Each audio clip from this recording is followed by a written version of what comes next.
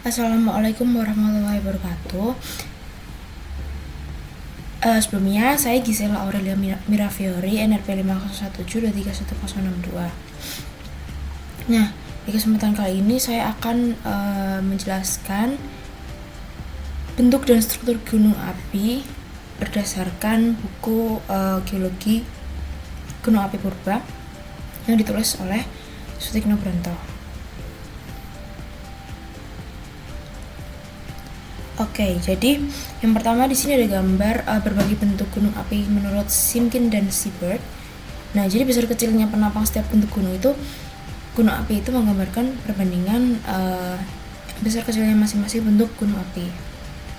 Nah, nanti saya akan bahas tentang gunung-gunung api yang ada di gambar ini di slide berikutnya.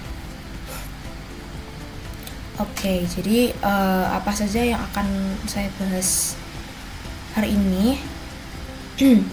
Yang pertama itu ada gunung api monogenesis, yang kedua ada gunung api komposit dan jamak, yang ketiga ada kompleks gunung api, yang keempat ada gunung api kaldera, dan yang terakhir ada gunung api perisai.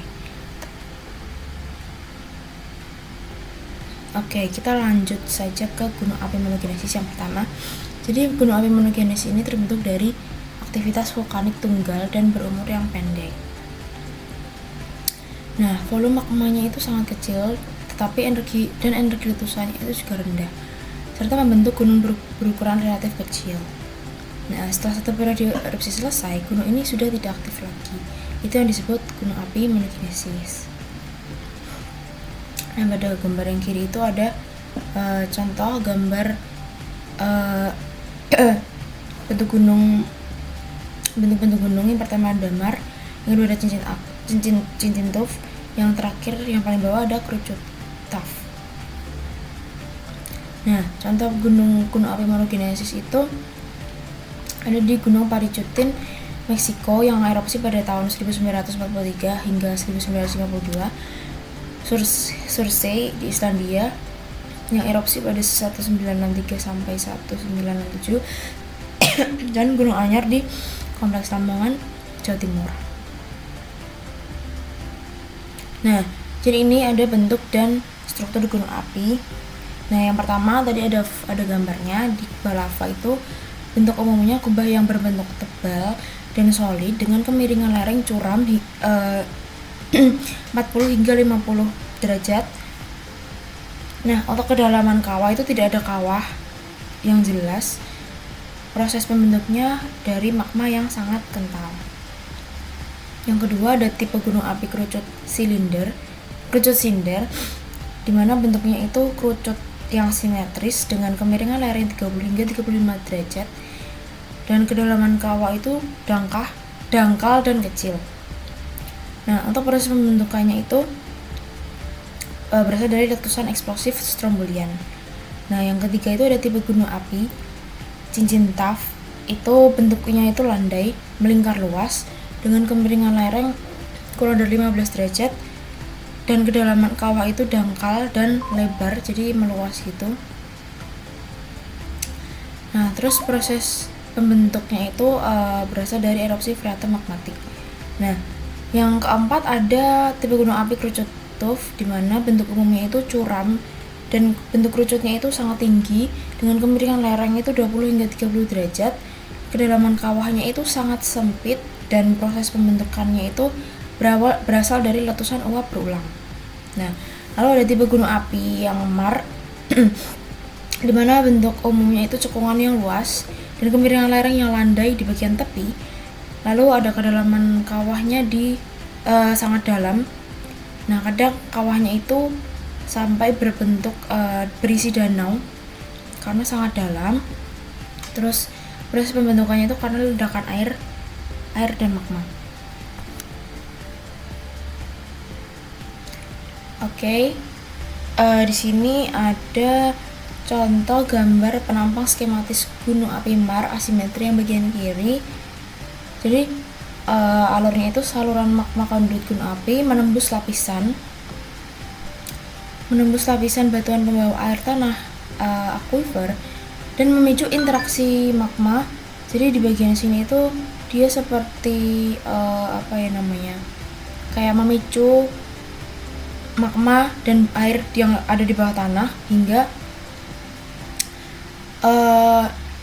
magmanya itu mengeluarkan material-material kastika saat terjadi pembentukan kawah letusan. Nah, kemudian diikuti oleh pembentukan cincin tuff dan kerucut tuff yang ditandai oleh nomor 3 dan 2. Nah, material hasil erupsi tidak terdistribusi secara merata ke seluruh arah sehingga membentuk morfologi gunung api yang asimetri atau bentuknya tidak simetris. Nah, gambar 3.2 itu adalah salah satu contoh kubah lava di Islandia. Terus ada juga 3.5 yang bagian kanan ini tuh ada contoh gunung api Mar di Setu Patok, terletak 7 km di selatan kota Cirebon, Jawa Barat. Yang bagian ini yang A. Nah, di dalam kawah Mar itu muncul kerucut sinder. Lalu 3.2 itu ada 3.6 itu ada citra satelit daerah Semenanjung Muria. Nah, di situ menunjukkan adanya gunung api Mar Bambang, Gunung Rawa dan Gembong pada lereng timur laut hingga tenggara gunung api Muria di Jawa Tengah. Nah, terus di bagian kanan ini juga ada contoh gunung api Meranu Bedali sama gunung api Meranu Pakis.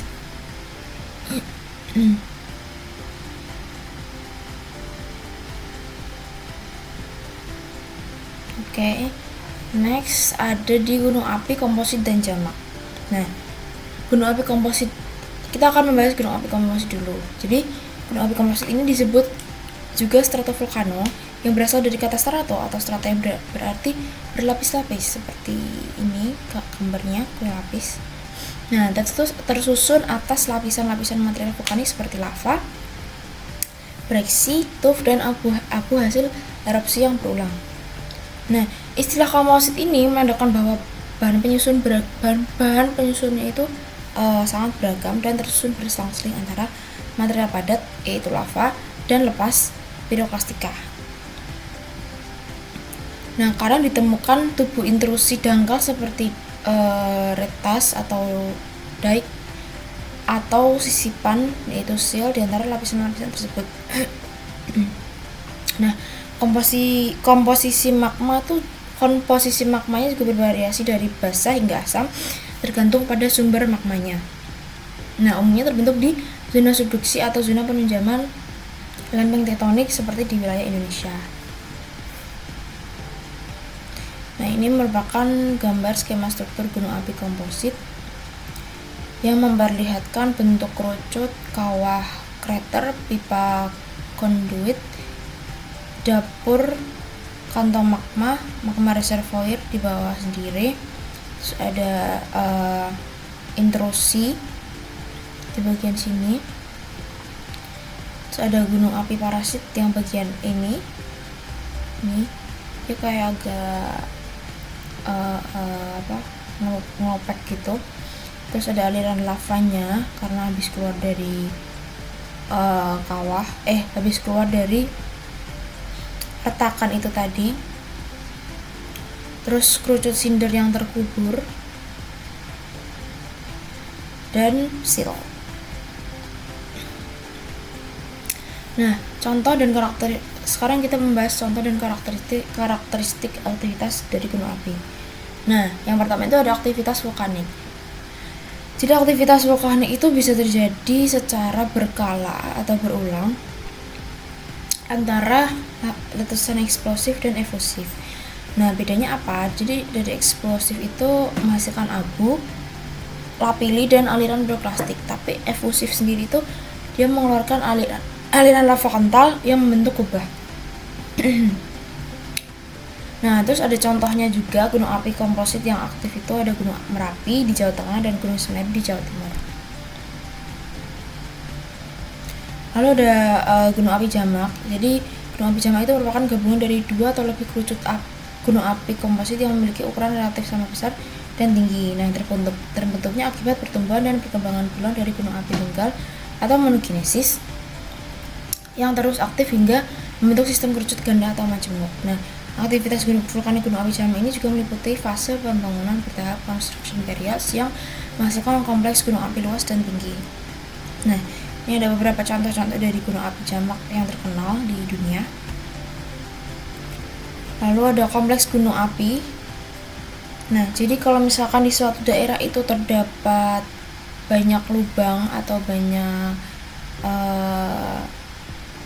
tempat-tempat lubang erupsi sehingga terjadinya tumpang tindih antara lokasi erupsi dan endapannya, banyak kompleks-kompleks gunung api, maka wilayah tersebut dapat dianggap sebagai kompleks gunung api. Nah, ini ada beberapa contohnya juga, yaitu kompleks gunung api di Dieng, kompleks gunung api di Auckland, kompleks gunung api di Lamongan juga ada. Ya, itu juga termasuk kompleks gunung api. Oke, lanjut di gunung api kaldera. Nah, kalau misalkan suatu gunung api memiliki kawah berdiameter lebih dari 2000 meter, maka gunung api tersebut disebut gunung api kaldera. Nah, jadi kaldera sendiri ada beberapa faktor pemicunya. Bisa dari akibat letusan besar atau amblesan atau longsoran seperti itu. Nah, jadi yang gambarkan ini merupakan contoh dari kaldera yang berada di Gunung Tangkuban Perahu dan Danau Lembang.